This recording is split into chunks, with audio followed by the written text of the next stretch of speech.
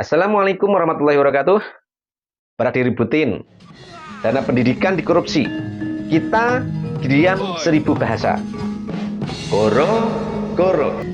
Uang pendidikan anak-anak kita dijarah. Semua seolah bungkam. Dulurku semua, di negeri ini terlalu banyak suara yang remeh dan terlalu sedikit kepedulian untuk yang sungguh penting. Masa depan anak-anak kita. Hari ini saya ingin bicara dari hati ke hati tentang dosa besar dalam dunia pendidikan kita, tentang harapan yang dikorupsi, tentang anak-anak kita yang seharusnya bisa sekolah gratis sampai kuliah, tapi justru jadi korban kerakusan. Tolong, jangan tonton ini setengah-setengah. Karena ini bukan sekedar kritik. Ini adalah panggilan nurani untuk kita semua. Orang tua, guru, siswa, dan siapa saja yang masih peduli pada masa depan bangsa. Tonton sampai akhir, biar kita tahu, biar kita sadar, dan biar kita bergerak bersama. Karena kalau hari ini kita diam, besok mungkin bukan hanya uang yang hilang, tapi masa depan seluruh generasi. Saudaraku di seluruh penjuru negeri, di tengah harga-harga yang makin tinggi, biaya pendidikan yang masih jadi beban, kita semua sedang berjuang. Berjuang agar anak-anak kita tetap bisa sekolah. Berjuang agar harapan tidak pernah padam di tengah kenyataan yang sering tidak adil. Hari ini saya ingin bicara tentang sesuatu yang seharusnya suci, tapi kini tercoreng, tentang korupsi di dunia pendidikan. Tentang rasa kecewa yang sudah terlalu lama kita pendam. Tentang rasa kecewa yang sudah terlalu lama kita telan diam-diam.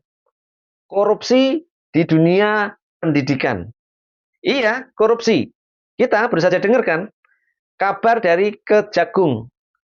Ada dugaan korupsi pengadaan laptop Chromebook oleh Kemendikbudristek. Nilainya nggak main-main. 9,9 triliun. 9,9 triliun itu duitnya segede apa sih? Coba kita bayangin. Kalau kita dikasih 50.000 per hari, butuh 542.000 tahun buat ngumpulin sebanyak itu. Nabi Adam aja belum lahir tuh. What? Atau sekolahkan ribuan anak sampai lulus kuliah S1. Full beasiswa, lengkap sama kos dan mie instan. Wow. Tapi nyatanya, uang sebanyak itu buat beli laptop yang gak kepake. Bukan karena rusak, tapi karena sinyalnya yang kalah sama pohon pisang. Oh my God! Itu duit rakyat loh bro. Duit yang harusnya dipakai buat mencerdaskan bangsa. Malah diduga disunat. Dan lucunya, tragisnya, di lembaga yang tugas utamanya mencerdaskan kehidupan bangsa. Sedih nggak sih? Sedih dong. Masa enggak? Lah bayangkan, kalau duit segitu dipakai dengan benar, kita bisa gratis pendidikan sampai perguruan tinggi. Nggak ada lagi nih ceritanya, anak putus sekolah, nggak ada lagi ceritanya guru honorer yang dibayar ala kadarnya. Nggak ada lagi cerita warganet open donasi karena prihatin terhadap guru honorer yang nyambi mulung. Nggak ada lagi guru honorer yang terjerat pinjol. Tapi apa yang terjadi? Ada dugaan pemufakatan jahat, pengadaan yang direkayasa dalam proyek teknologi pendidikan pengadaan laptop Chromebook. Padahal nih ya, tahun 2019 udah ada uji coba 1000 Chromebook. Hasilnya, zong. Banyak daerah yang nggak bisa pakai. Karena apa? Sinyalnya aja mesti manjat pohon dulu.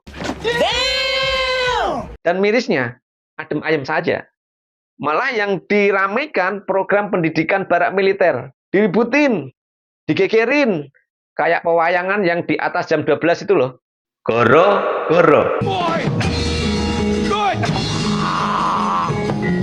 Terlalu lunak kita kepada koruptor. Terlalu sabar kita melihat anak-anak kita dikhianati. Sekarang saya mau tanya, apa kabarnya pengawasan dana BOS? Masih ingat dana BOS kan? Yang katanya untuk operasional sekolah itu loh. Berapa banyak yang bocor? Berapa banyak yang tidak tepat sasaran? Berapa banyak orang tua murid yang dimintai ini itu Padahal pemerintah katanya sudah bantu. Dan apakah berkomite sekolah?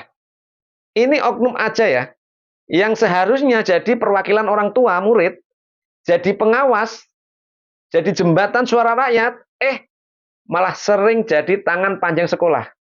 Dipakai untuk melegalkan pungutan, untuk mendiamkan protes, untuk meredam suara.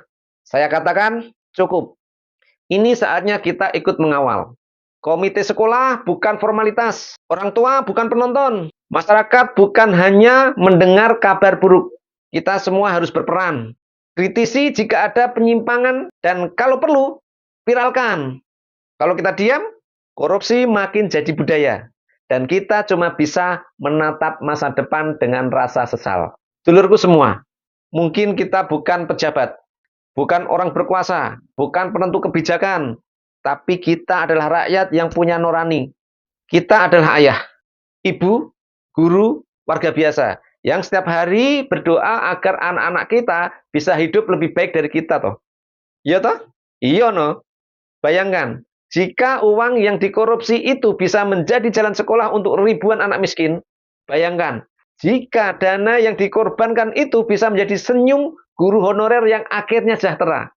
Bayangkan, masa depan yang bisa kita bangun kalau kejujuran dijadikan budaya. Kalau hati kita masih tergerak, kalau mata kita masih bisa meneteskan air karena kezaliman ini, maka jangan diam. Sebarkan video ini biar semua tahu bahwa kita tidak buta. Kita peduli bahwa kita marah karena kita cinta negeri ini. Mari kita jaga sekolah-sekolah kita. Kita kawal anggaran pendidikan. Kita bangun harapan bukan lewat amarah, tapi lewat kesadaran dan keberanian. Biar anak-anak cucu kita kelak tahu bahwa pernah ada generasi yang tidak tinggal diam. Saya Mas Mugi, bukan pejabat, bukan ahli hukum, tapi saya rakyat. Dan saya tidak rela anak-anak kita jadi korban kerakusan. Saya mengajak kita semua bukan hanya jadi pendengar, tapi jadi penjaga. Penjaga masa depan bangsa. Wassalamualaikum warahmatullahi wabarakatuh.